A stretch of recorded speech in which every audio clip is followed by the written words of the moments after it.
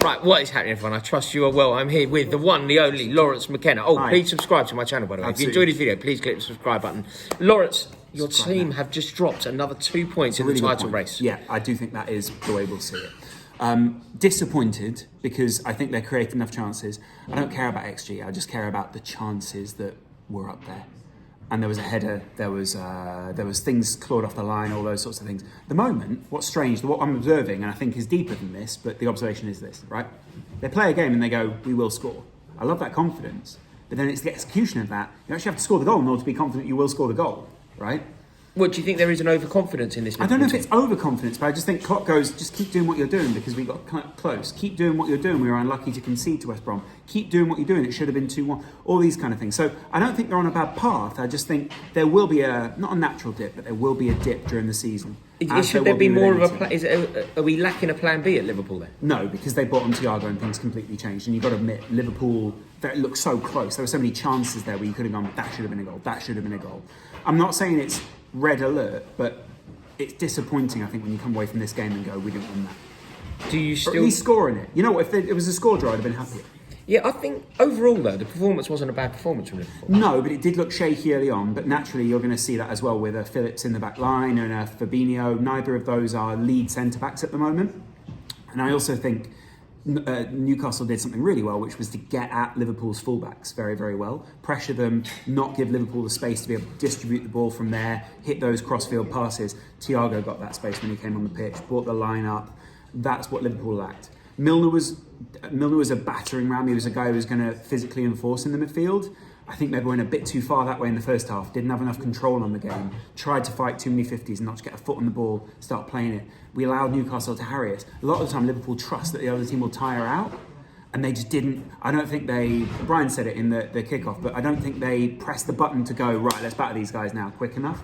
Yes. And all of that needed to come 10 minutes earlier. Because I think if Liverpool had played 10 minutes more, there would have been a goal. I'm not saying there would have been a Newcastle goal, but I think there would have been a goal. So we saw Alcantara come on and have a really big impact. Mm-hmm. Do you think we could see more of him over the next few games?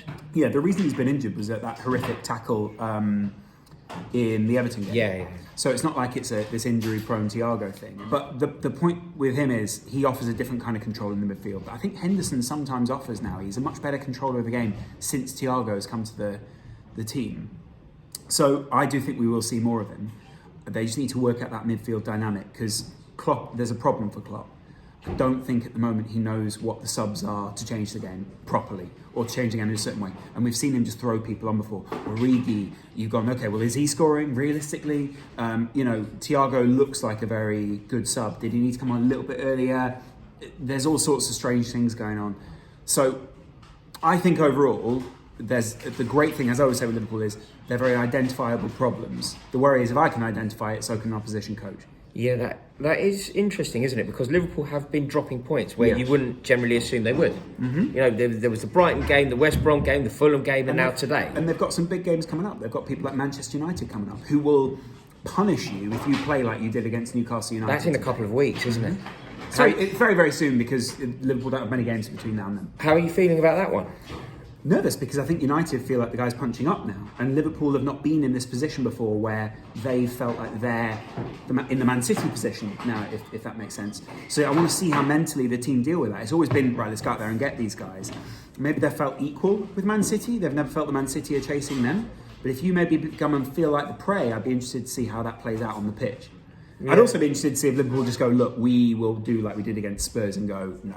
Yeah. Potentially just come out and boss it from the start. Again, Liverpool very lucky to come away with a result in that game, despite Mourinho sitting back. Tactically, they were outthought at times, and that does worry me. I'm not saying I don't have faith in Klopp. I just think there's a lot of dynamism in that Man United team right now. They seem quite galvanised. And if they hit Liverpool before they get back into the Europa League and it starts to get down and dirty with those teams, they're going to be full of energy. They're going to want to get into this side, and they're going to want to prove that they deserve to be top. That could be a game in a couple of weeks' time where it's like season defining.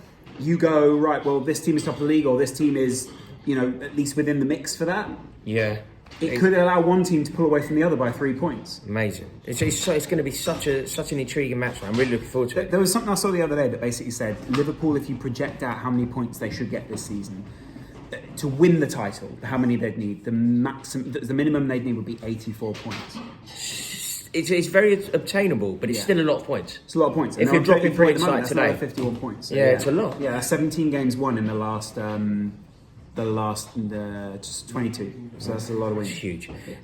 Somebody that we spoke about at length today on the kickoff. It was a debate I really found interesting. Mohamed Salah. Right. The form of Salah. We saw him, he was slightly wasteful in front of goal today. Definitely. Well, you say wasteful. I think one of them was a great save, but the other one he should have put away. He's normally more clinical than that, I think, in those positions. Is that troubling you?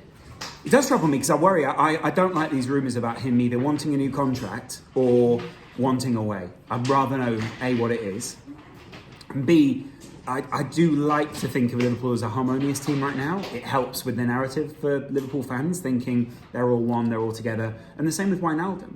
So I do worry sometimes, but I also think Salah will want to leave the club as a legend if he does want to leave. And at the same time, there have been matches during this time where he seemed unsettled, where he's played very, very well. Yeah. So I also think it's just the natural up and down of a season again.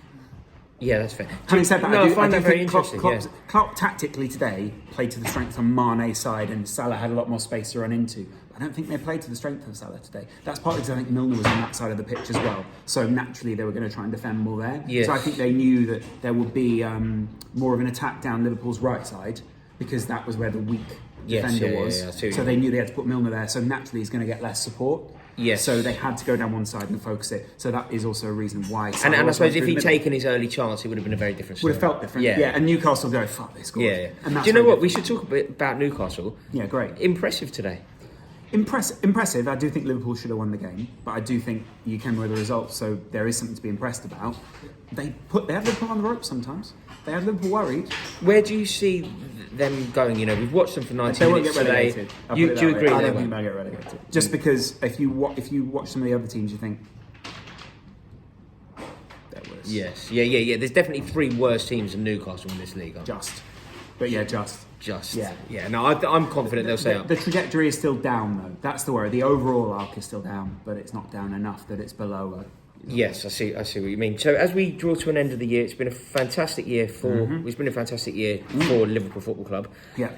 If I'm now going to put you on the spot to name, rather than sort of naming awards for the best goal scorer, the best defender, or whatever. Yeah. If you had to dedicate one player, you're going to give an award to one Liverpool player for 2020. Yeah. Who are you going to choose? That's a great question. I do feel for Virgil van Dijk. The reason I go for him is it feels a bit to me like awards are more.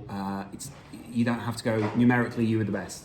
I think you go. This is to commemorate what you are to the club at this point in time and your value. And this year we saw when he was out the team, we saw his value because you see him as a leader in the back line.